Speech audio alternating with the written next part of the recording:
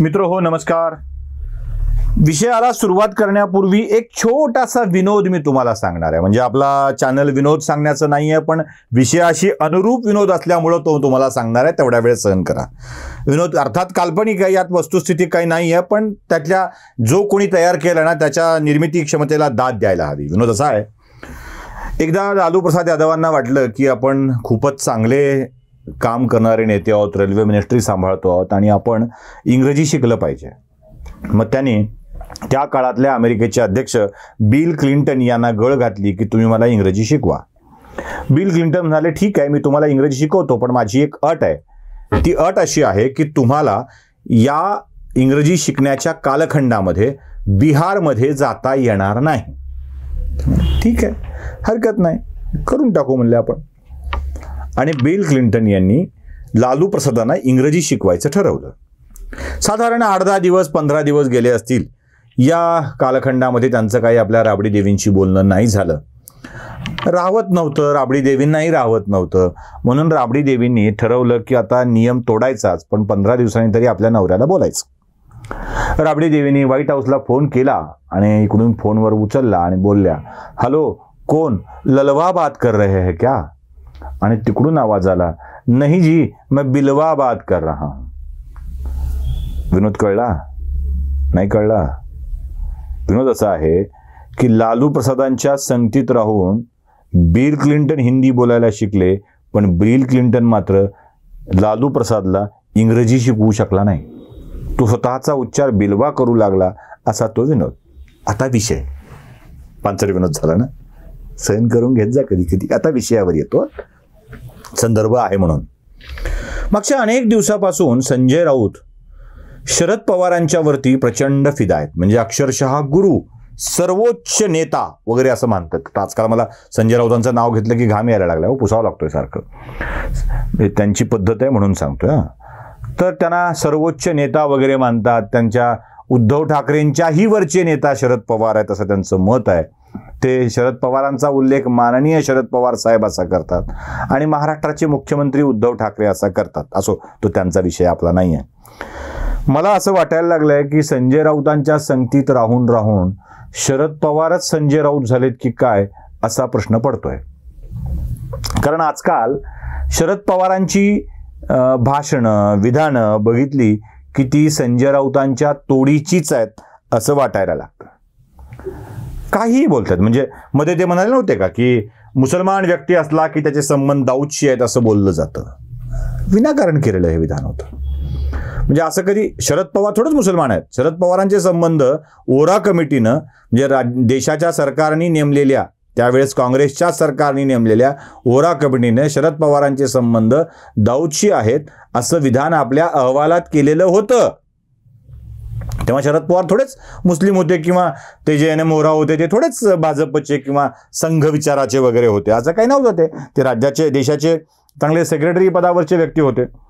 आता हा दावा शरद पवार करतात की मुसलमानांचे संबंध दाऊदशी जोडले जातात, तेव्हा ते संजय राऊतांच्या सारखेच झालेत असं वाटायला लागतं। संजय राऊत जसा कोणताही विषय जोरात मांडतात ना, कोणताही विषय असो, तसं शरद पवार देखील आजकाल महाविकास आघाडीत आल्यापासून असंच जोरात मांडायला लागलेत।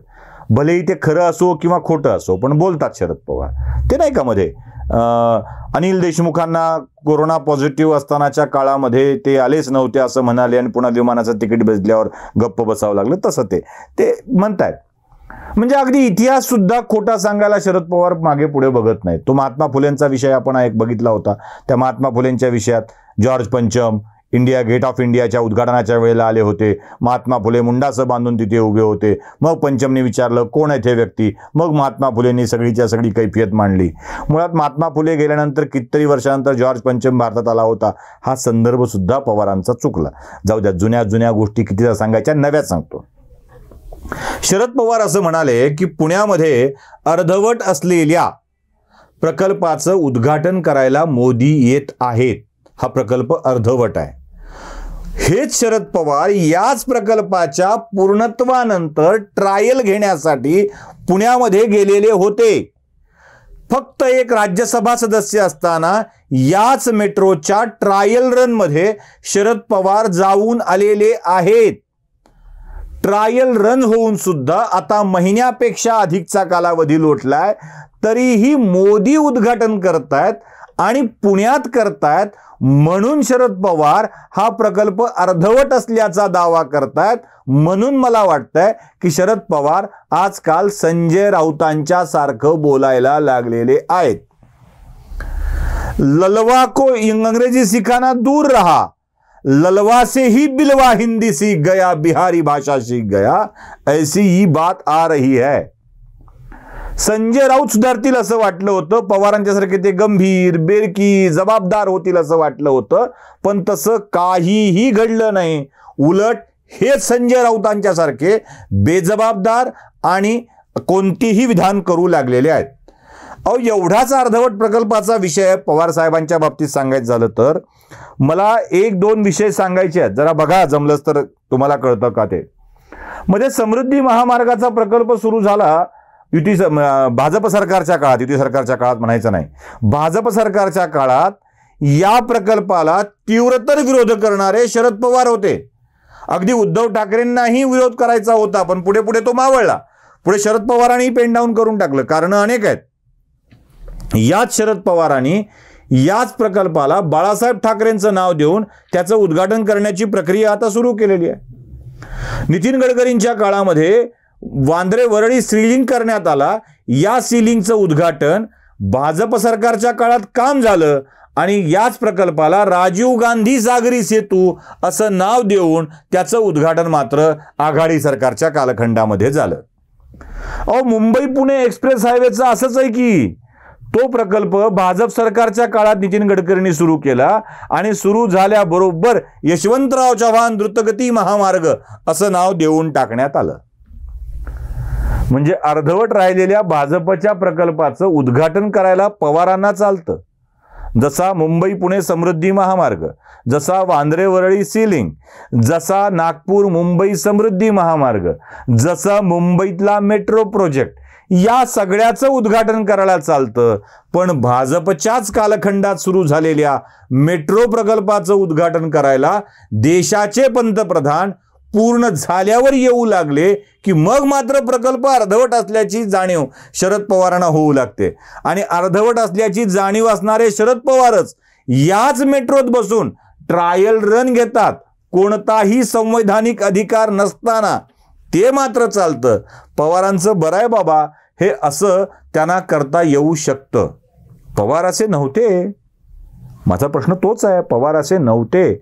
पण महाविकास आघाडी सरकार आल्यापासून संजय राऊतांच्या सोबत राहून तेही असे असंबद्ध, आधारहीन विधान करू लागलेत. याचं वाईट वाटतंय, बाकी काही नाही. आता शरद पवारांच्या संगतीला राहून संजय राऊत सुधारण्याच्या ऐवजी संजय राऊतांच्या सोबत राहून शरद पवारच संजय राऊत झालेत की काय, असा प्रश्न आम्हाला पडला आणि तो पडलाय म्हणून भाबडेपणाने तुमच्या समोर मांडायला आलोय. इतकंच. नमस्कार.